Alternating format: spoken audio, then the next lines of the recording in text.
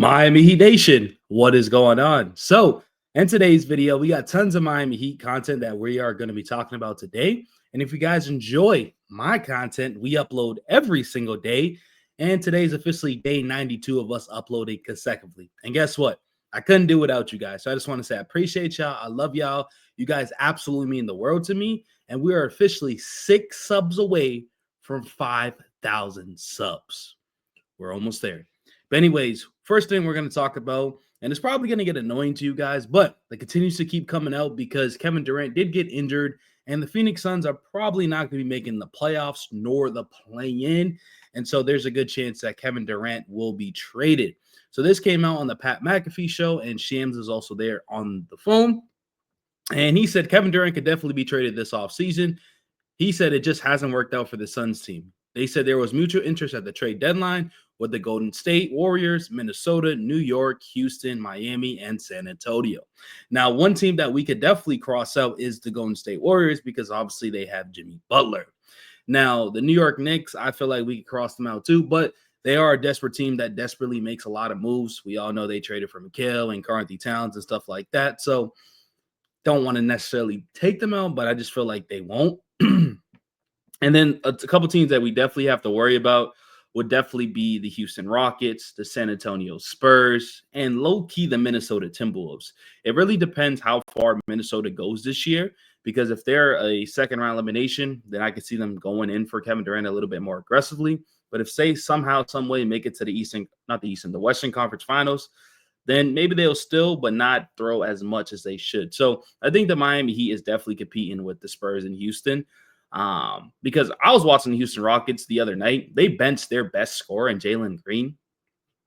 That's concerning to me. When you're benching your best scorer in late moments when you need to win against the Los Angeles Lakers. He wasn't playing out there because defensively he wasn't great. Offensively, he couldn't score. You know, they desperately need a star over there. And they also have the better young prospects than us. It sucks. And then also for the Spurs, I mean, they got the draft capital. I mean, they have Stephon Castle, but I just don't really see them offering them. So I definitely think Miami Heat is in the picture. During the trade deadline, the Miami Heat did offer Josh Richardson a first-round pick and Jimmy Butler, which is a terrible idea, terrible trade. Like, I don't even understand what made them even think that's a smart idea to, hey, maybe they'll take that deal. So the Miami Heat are definitely in the picture for Kevin Durant. So this is a realistic thing. This is a true thing. And also Kevin Durant, might want to come to Miami. Like, you know what I mean? Like, he sees that we're growing something over here. The only thing is I am not trading Kel'el Ware at all. I'm just not. So we'll see what happens with that. But let me know in the comment sections. Are you ready to have a good offseason possibly for Kevin Durant? It might be one of those off seasons where, the Miami Heat go in for the Dame Lillard situation and fail once again. We'll see. But that's an update on the Kevin Durant situation. Also, the play-in tournament schedule has been released. He is one loss away from being locked into the play-in for the third straight season. So we already know we're in the play-in. This is not official. Like, we're going to be playing the Chicago Bulls, and we are going to talk about that. But this is kind of the schedule that came out today. So Tuesday, April 15th. So that's literally 13 days away. So 2 weeks. The East, 8th place, will play the 7th place. And then the West, 8-7. And then we're probably going to be around here, East 10-9. I don't really see us. If we can find a way to get to the 8th and 7th, that would be awesome. But we'll see what happens. But so this is kind of the schedule that's coming out right now in about 2 weeks. So obviously there's like 6 to 7 games left. The Miami Heat have to finish strong, which I'm going to show on the screen right now, like potentially like if the Miami Heat can move or not. So let me show you on the screen right now. So as you see right here, the NBA standings. So it says, so the Miami Heat are currently in the 9th seed. So we did move up. The Chicago Bulls did lose, but we do play them coming up too. So if we can somehow, because when you get to the 9-10, I believe it's like you lose one game, you're eliminated. So that's why I'd rather get to the 7-8 because you got more opportunities. Like, you can lose a game, but still compete to get into the playoffs. Like 9-10, I think it's 9, but I know for sure 10, you just eliminate it, right? And so we got to make sure we're 2 games behind Atlanta. We're like almost 3 games behind Orlando. Like, it's going to be tough for sure. We can definitely look at the Miami Heat schedule. Now, obviously, we play a tough game today. We play the Boston Celtics, which just doesn't really help. I'm gonna be honest with you. But this is our schedule right now on the screen. So we're gonna kind of do a little prediction. So right here, we put a Celtics. It's gonna be a tough one. If we can win this, this will be awesome. Then we play the Grizzlies. Then we play Milwaukee. We play Philly, the Bulls, which is gonna be a really big one. And these two games should be very winnable. Like these games we have to win. No, as a matter of fact, these next three games right here, these next four, I would say we have to win, right? Like if we somehow go 2-1 in this stretch, I'll be happy. 1-2 will be like, eh. But these four games right there, we have to win. We just have to. So that's kind of where the Miami Heat are at right now. We're going to be playing the Chicago Bulls. That's what it's looking like. We're going to be playing the Chicago Bulls, and trust me, that's going to be a tough series because they're playing amazing basketball. So yeah, we're going to break it down for you guys. Don't worry. And then also that came, I thought it was very, very interesting. So Tyler Hero, Andrew Wiggins, and Bam Adebayo on the month of March on the 5-game win streak. Hero's averaging 22, Wiggins averaging 21, and Bam's averaging 20. I mean, if this team can maintain this and Wiggins can stay healthy, because obviously like the injury update's not looking good.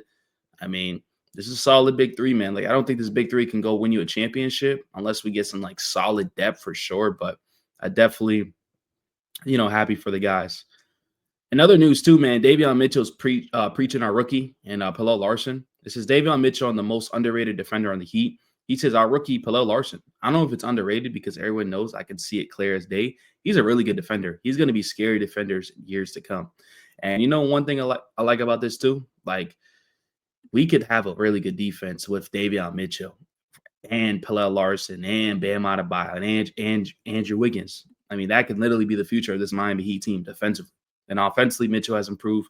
Offensively, Palo Larson's only going to get better, man. So this is very, very good stuff to hear coming from, Davion Mitchell, pretty much hyping up our rookie. So I love to hear that. And then now we are going to talk about this little preview. So these are the games that we did play. So this is obviously early in the year. They were 22 and 29. We were 24 and 24. Now this team is completely different. I'm going to be honest with you. They're a completely different team. Josh Giddey specifically is playing his best basketball. Like when I tell you he's playing his best basketball, it's like we have to watch out for Josh Giddey, right? So I'm going to show you Josh Giddey's stats right here. I mean, look at this. He's putting up 17 and 12, 15 and 10. He struggled against the Mavericks, but had a massive game against the Lakers, hit a half-court buzzer beater, 25, 14, and 11. He put up 26 against Denver, 8 for 11, 7, 9, 15, 10, and 17 against the Lakers again, 22 against the Suns, 7, 7. This year's averaging 14 points a game, 46% from the field, 38% from the three-point line, 8 rebounds and close to 7 assists and 1.2 steals. Like he has been playing amazing, and we definitely got to worry about him. And I will tell you, we can actually just look at the Chicago Bulls stats and stuff like that right here on the screen, as you see. So their leading scorer is going to be Kobe White, right? Zach LaVine's not there, right? Kobe White, his numbers will be crazy if he played like this all year, but he's their leading scorer. Josh Giddey and Kobe White are amazing for the Chicago Bulls. Those are the two guys that we have to worry about 100%, right? And then obviously got Vucevic, who is okay, but Kevin Huerter has been hitting a little bit more, right? I mean, they play as a team game. And one thing that we have to worry about too is Mataz Bazulis. I can't say his name, but he is amazing. His numbers don't look amazing, but he is amazing, and he has been awesome. So this is not going to be, we're just playing the Chicago Bulls. No, let me tell you something. Bazulis just put up 31 points against the Lakers. 12 for 18, 5 for 10 at the three-point line. He put up 28 against the Dallas Mavericks. This is a improved team. You know what I mean? It's an improved team. So obviously we lost that game. So we're down 0-1 in the series, right? But then see, if you notice, they beat us every single game. 114 to 109, 124 to 133. So the season series so far for us, we lost. You know what I mean? We lost it. We're down 2-0. We gotta desperately win that game coming up. So Lonzo Ball might be coming back from injury.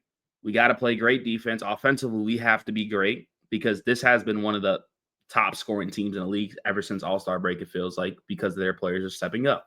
But we also have been great too. We have been on a win streak. We're ahead of them. So let's take advantage. Let's go beat this. Let's beat this team. Let's get to the playoffs. Hope you guys enjoyed today's video. Once again, continue to keep liking, sharing, and subscribing. Appreciate y'all. Love y'all. And I'm out.